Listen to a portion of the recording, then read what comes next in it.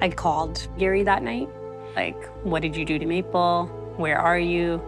And he's like, I'm at home. Why would I hurt Maple? I love Maple. Like, he said something like that, like in a really robotic tone. So very quickly, the parents told the police that they thought Maple's estranged boyfriend, a 19-year-old male named Gurjinder Gary Dhaliwal, may be the person responsible. We needed to talk to Gary Dhaliwal, see where he was that night. And Gary ultimately decided to not answer any calls from us. He chose not to speak to us at all. Sometimes people avoid law enforcement for a myriad of other reasons. They don't have immigration status, they're afraid. It could be for very innocuous reasons. And I think in the day and age of forensics, you want to be led by science, not suspicion. At SFU, there's a lot of video surveillance and camera angles. Ultimately, we were able to determine that she showed up to study at around 6 p.m. that night, and she's laughing away with her friends, having a great time. Around 11:30, she is by herself.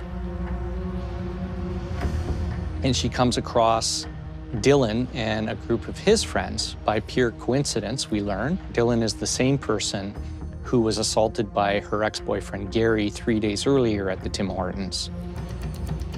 And she joined him and his friends just after 1 a.m. You could watch her walk down the hallway, go down a set of stairs,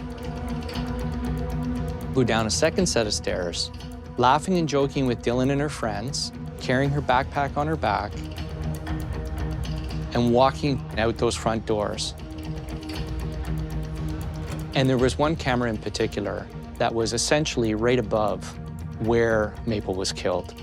So we were watching the video, and within 30 seconds of the murder, it panned away, and we did not see a single thing.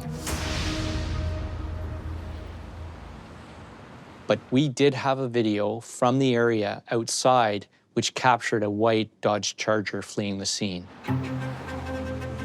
The surveillance video, it shows the white Charger right after the murder coming down this road here, and it continued past here and then turned right onto 102 Avenue and then went towards King George.